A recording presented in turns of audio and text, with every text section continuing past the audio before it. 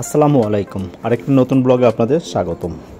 আজকের ব্লগের শিরোনাম হচ্ছে কিডনি ট্রান্সপ্লান্ট। কিডনি ট্রান্সপ্লান্ট পরবর্তী জীবনযাপন কেমন হলে দীর্ঘদিন বেঁচে থাকা যায়।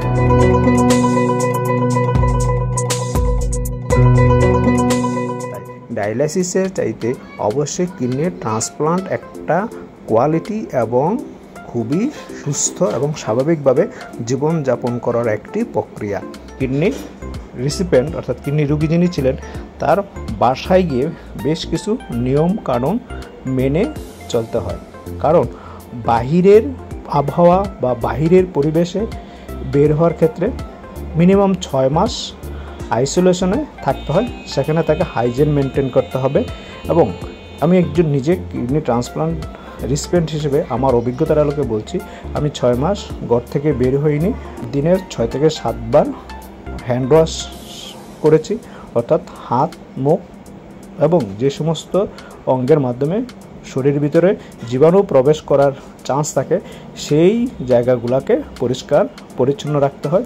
আয়রন করা কাপড় চোপড় পরতে হবে এবং শরীরে ঘাম বা আধোয়া ময়লা কাপড় চোপড় পরা যাবে না। মাস্ক পরিধান করা বাধ্যতামূলক।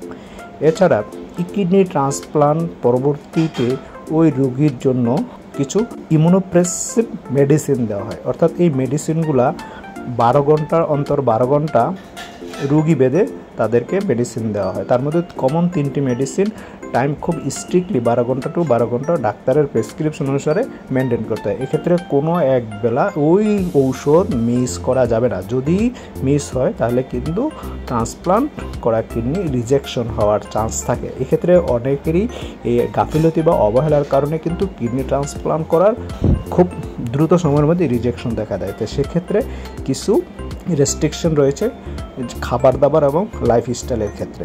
তবে লাইফস্টাইলে প্রথম 6 মাস আইসোলেশন বা একা থাকার পরে সেখানে রুম এবং থাকার জায়গা পরিষ্কার অবশ্যই থাকতে হবে, ক্লিন থাকতে হবে। তারপর আস্তে আস্তে বাইরের পরিবেশের সাথে নিজেকে অ্যাডজাস্ট করতে হবে।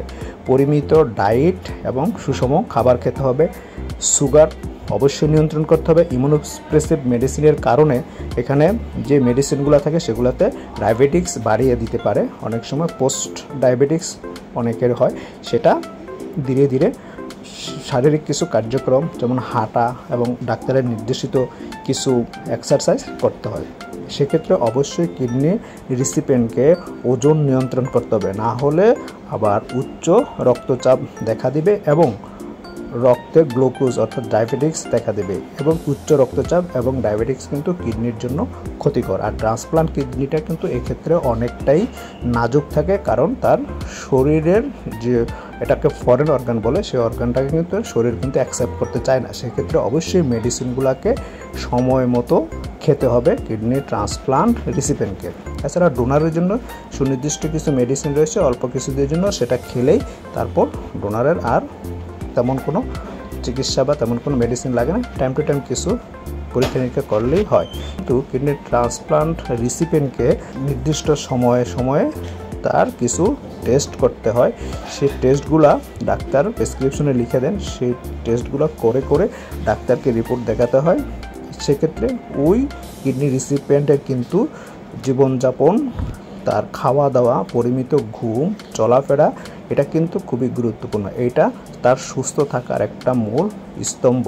তো একজন কিডনি রিসিপিয়েন্ট দীর্ঘদিন বেঁচে থাকতে পারেন যদি সময় মতো ঔষধ খেয়ে এবং লাইফস্টাইলকে মডিফাই করে শারীরিক কার্যক্ষমতা অ্যাক্টিভিটিস বৃদ্ধির মাধ্যমে, পর্যাপ্ত পরিমাণ ঘুমের মাধ্যমে, বাহিরে যাওয়ার ক্ষেত্রে কিছু সতর্কতা মেনে বাইরে যাওয়া, হাঁটাহাঁটি করা, পরিবারকে সময় দেওয়া এবং শরীরে প্রেশার পড়বে না এই ধরনের কাজকর্মে যদি নিজেকে ব্যস্ত রাখা যায় এবং নিজের শরীর অর্থাৎ কিডনি রিসিপিয়েন্টের স্ট্রেস ম্যানেজ করে যদি লাইফস্টাইল মডিফাই করে চলতে পারে, সেক্ষেত্রে দীর্ঘদিন পর্যন্ত একজন কিডনি রিসিপিয়েন্ট বেঁচে থাকতে পারে।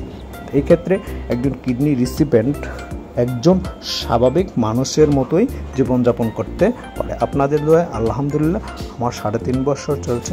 আমি এখন পূর্ণাঙ্গ একজন সুস্থ মানুষের মতোই জীবনযাপন করছি।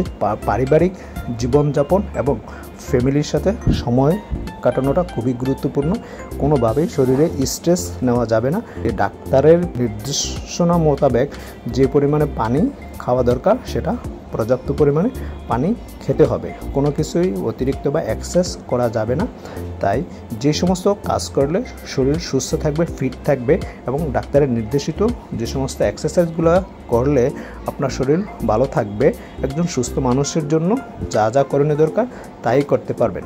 তবে কিছু হার্ড বা কিছু এক্সারসাইজ রয়েছে যেটাতে আপনার শরীর এবং কিডনিতে প্রেসার পড়বে, সেই ধরনের এক্সারসাইজ বা খেলাধুলা করা যাবে না। কাঁচা লবণ খাওয়া যাবে না। ফ্রোজেন বা প্রক্রিয়াজাতকরণ জাতীয় প্রসেস ফুড খাওয়া সম্পূর্ণ নিষেধ। এছাড়া কিডনি ট্রান্সপ্লান্ট পেশেন্টের জন্য ইনফেকশন হচ্ছে সবচেয়ে বড় শত্রু। যেভাবে নিজেকে ইনফেকশন থেকে বাঁচানো যায় সেইভাবে নিজের হাইজিন মেনটেন করে চলতে হবে। সমস্ত কার্যক্রম একজন কিডনি রিসিপিয়েন্ট করতে পারে, তেমনি একজন কিডনি ডোনারও একটা কিডনি দিয়ে বাকি জীবন সুন্দর মতো জীবনযাপন করতে পারে। সেক্ষেত্রে কোনো সমস্যা হয় না। তাই কোয়ালিটি সম্পূর্ণ জীবন উপভোগ করতে হলে অবশ্যই কিডনি ট্রান্সপ্লান্ট করা জরুরি, যদি সেই সঠিক ডোনার এবং আর্থিক সক্ষমতা থাকে। একজন কিডনি ট্রান্সপ্লান্টের রোগীর জন্য কিডনি ট্রান্সপ্লান্ট পরবর্তীতে কিছু মেডিসিন যেটা লাগে সেটা অবশ্যই খেতে হয়। এই কিডনি ট্রান্সপ্লান্টের জন্য হসপিটাল বেদে খরচ পড়ে। পরিবারের যেহেতু ডোনার, সেক্ষেত্রে 6 থেকে 7 লাখ টাকায় এই কিডনি ট্রান্সপ্লান্ট করা যায়। এছাড়া প্রতি মাসে 10 থেকে 15,000 টাকার মেডিসিন লাগে, যেটা ইমিউনোপ্রেসিভ মেডিসিন।